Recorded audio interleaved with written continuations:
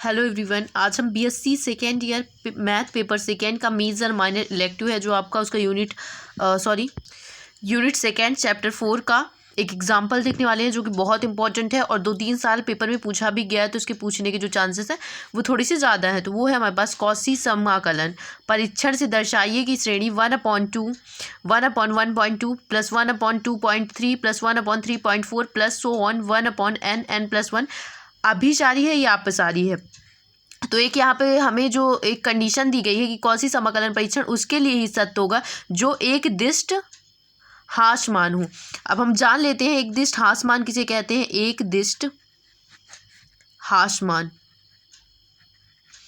एक दिष्ट हासमान हम कहते हैं जब Sn बड़ा होता है Sn+1 से, Sn+1 बड़ा होता है Sn+2 से, यानी कि सो ऑन, यानी कि S1 हमारा सबसे बड़ा होगा, S2 उससे छोटा होगा, S3 उससे छोटा होगा, इसी क्रम में बढ़ते जाएंगे। इसको हम बोलते हैं एक दिष्ट हासमान अनुक्रम।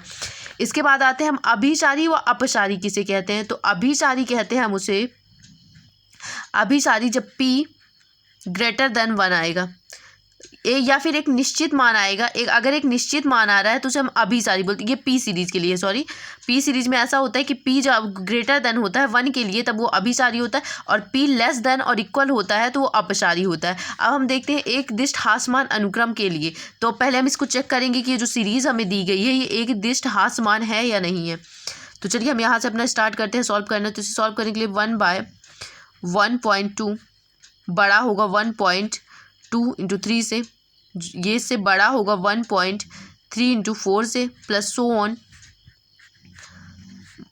फिर बड़ा होगा 1/n n+1 से, सो ऑन। तो ये क्या हो गई हमारी सीरीज एक दिष्ट हासमान हो गई। एक दिष्ट हासमान क्योंकि इसका जो वो है मोनोटॉनिक डिक्रीजिंग है, यानी कि देखिए डिक्रीज हो रहा है, इंक्रीज नहीं हो रहा, बढ़ नहीं रहा है, क्योंकि देखिए बटे में जितनी बड़ी संख्या होती है वो उतना ही छोटा होता जाता है। ये तो कॉन्सेप्ट तो आपको पता ही होगा। तो आप लिख दीजिए अतः अनुक्रम, अतः ये जो हमारा अनुक्रम है एक दिष्ट हासमान है, हासमान है। अतः इसका अंतराल भी आप चाहे तो देख सकते हैं, इस तरफ 1 है और इस तरफ क्या है, इन्फिनिटी की तरफ बढ़ रहा है। अतः इसका अंतराल जो होगा, अंतराल, तो यहाँ पे एक बंद कोष्टक, क्योंकि यहाँ 1 से आगे आप इसे नहीं बढ़ा सकते, और इस तरफ अनंत की ओर बढ़ रहा है। ये देखिए आपको लास्ट सीक्वेंस दिया ही नहीं गया है, ठीक है। तो अब हम Fn = मान लेते हैं UN, और इसका जो UN है, UN = यहाँ पे मान लीजिए 1/n n+1 जो है इसका UN है, ठीक है ना। Fn = UN हो गया। लेकिन अगर हम Fx = जहाँ जहाँ n दिया गया है वहाँ वहाँ x रख दे तो हमारे पास आ जाएगा f(x) = 1/x x+1, ठीक है। f(x) अब हमें पता चल गया, ठीक है। अब हम इसका समाकलन करेंगे, इंटीग्रेशन किसके समय, क्योंकि ये क्वेश्चन में ही दिया गया है कौसी समाकलन परीक्षण करना है, ठीक है। तो ये 1 आ जाएगा हमारे पास और ये इन्फिनिटी तक रहेगा। f(x) dx के सापेक्ष इसका समाकलन करेंगे, सॉरी। तो यहाँ पे अगर हम 1 से इन्फिनिटी लिख दें, f(x) की वैल्यू क्या है 1/, जहाँ जहाँ n था वहाँ वहाँ हमने x ले लिया है, dx। इसकी जगह पे जब हम इसमें लिमिट रखेंगे तो लिमिट किस में रख जाएगी, n में रख जाएगी, क्योंकि जो हमें क्वेश्चन गिवन था वो n में गिवन था। तो हम चाहें तो ये ऐसे भी लिख सकते हैं, limit n tends to infinity 1 से लेकर n तक, ठीक है। और बाकी आपको कुछ चेंज नहीं करना, x 1 + x, ठीक है। ये हमारा dx है। अब हम ये वाले टर्म को सॉल्व करते हुए चल रहे हैं, तो इसे सॉल्व करने के लिए हम इनको अलग अलग कर लेंगे। तो अलग अलग करेंगे तो हमारे पास आ जाएगा इंटीग्रेशन ऑफ, इसको लिमिट रखे रहने दीजिए, लिमिट यहाँ से ये लिमिट लगा लीजिए आप, limit n tends to infinity, और यहाँ 1 से लेकर n है ही है, n लिख लीजिए या फिर टी कुछ भी लिख सकते हैं। तो 1/, यहाँ पे क्या आ गया हमारे पास 1/x आ गया, माइनस 1/1 + x। अब इसको जब आप सॉल्व करेंगे तो आपको ये मिल जाएगा। मैं यहाँ पे आपको सॉल्व करके बता देती हूँ। इन दोनों में हम कॉमन ले लेंगे, x 1 + x, यहाँ पे आ जाएगा 1 + x माइनस x कैंसिल। देखिए यही वैल्यू आपको मिल गई, एज इट इज़, हाँ मिल गई।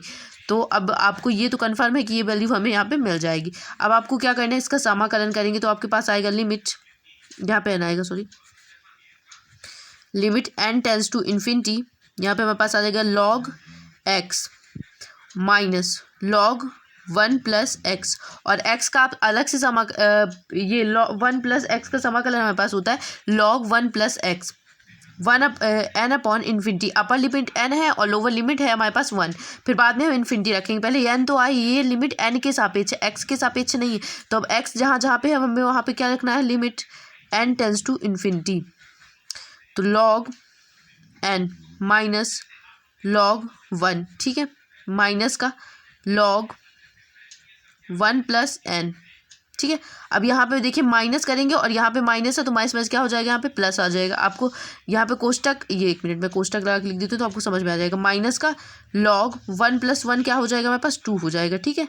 ये कोष्टक बंद कर दीजिए, ये वाला बंद कर दीजिए, ठीक है। अब इसके बाद आप लिखेंगे equal to limit n tends to infinity log n log 1 की वैल्यू 0 होती है तो यहाँ पे इसको वैल्यू को 0 कर दीजिए, ठीक है। अब यहाँ पे बचेगा माइनस का log 1 plus n, minus minus क्या हो जाएगा, प्लस हो जाएगा, प्लस का log 2, ठीक है।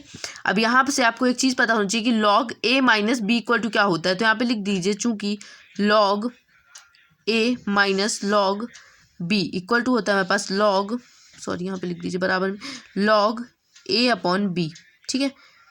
इसको आप ये लिख सकते हैं और इसको ये लिख सकते हैं। तो यहाँ पर आप लिख सकते हैं limit n tends to infinity log n upon 1 plus n plus log 2। आपको क्या करना है, नीचे ऊपर n का भाग दे देना है, ठीक है। इसका जब आप भाग देंगे तो यहाँ पे आ जाएगा हमारे पास limit n tends to infinity log n का n में भाग देंगे तो 1 आ जाएगा, 1 अपॉन n प्लस 1, प्लस का log 2 है ही है हमारा। अब क्या करना है आपको, इसकी वैल्यू को यहाँ पे पुट कर देना है, ठीक है। इक्वल टू हम रखेंगे तो यहाँ पे क्या आ जाएगा, log 1 आ जाएगा, ठीक है। 1 अपॉन n क्या रखेंगे, हमें इन्फिनिटी हो जाएगा, यहाँ पे आ जाएगा हमारे पास log 1 upon infinity plus 1 plus log 2। 1 upon infinity equal to क्या होता है, हमारे पास 0 होता है, तो 1 plus 1 0 plus 1 plus log 2। log 2 आ गया हमारे पास, हाँ आ गया। अब हमें क्या करना है, हमें इक्वल टू कर देना है log 1 प्लस log 2, और log 1 की वैल्यू क्या होती है, हमारे पास 0 होती है, तो आंसर क्या आ गया हमारे पास log 2, ठीक है।